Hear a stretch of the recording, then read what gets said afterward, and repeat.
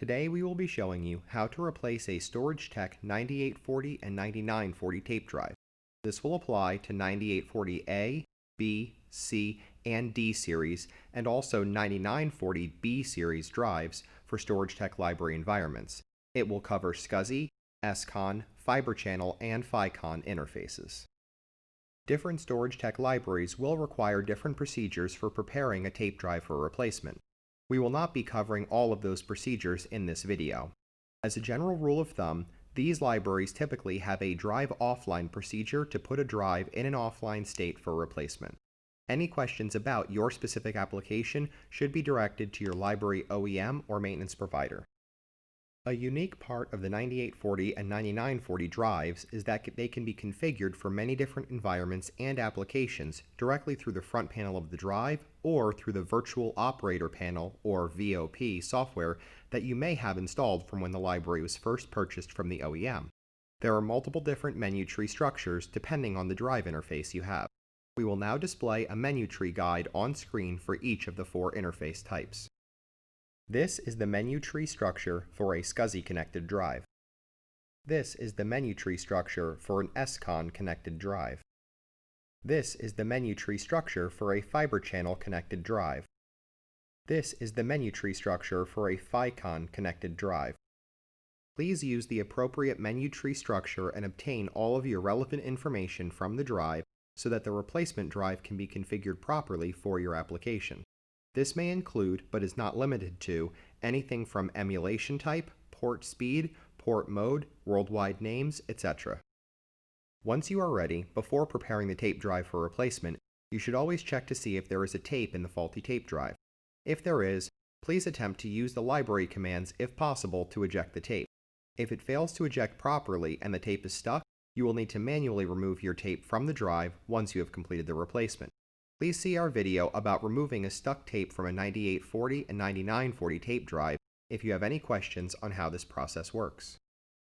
Once you have verified that the drive is clear of any tapes and obtained any configuration needed from the drive, please follow the procedure for your environment to prepare the drive for replacement.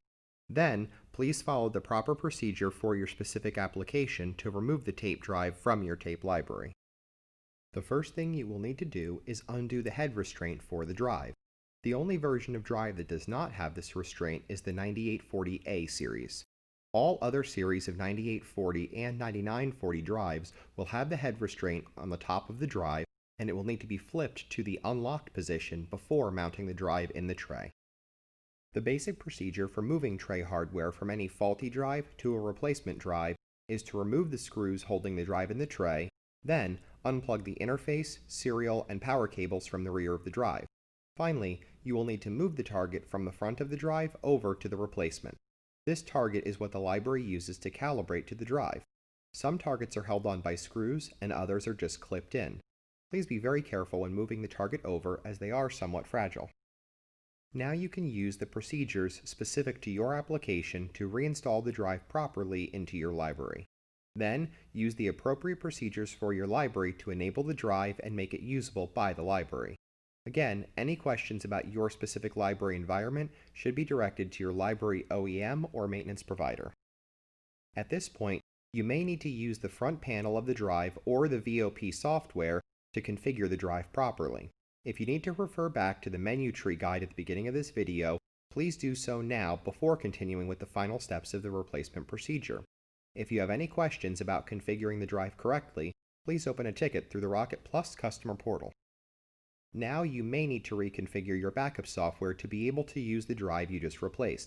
This is all dependent on your model tape library and how it interacts with your backup software. All backup software will handle tape replacement differently. For our purposes, since we use Semantic Backup Exec, we simply need to restart the services to allow tape services to detect the replaced drive. Your backup software procedure may be different. Any questions regarding backup software should be directed to your software support or manufacturer. If you are having any issues with the replacement drive being seen by your library or host system, or the drive is not powering on correctly, please open a ticket through the Rocket Plus customer portal. Thanks for watching. This has been another video by the Top 10 USA Video Production Team. We look forward to sharing more content with you going forward, so please check out our YouTube channel and please subscribe so that you get notified whenever we release a new piece of content.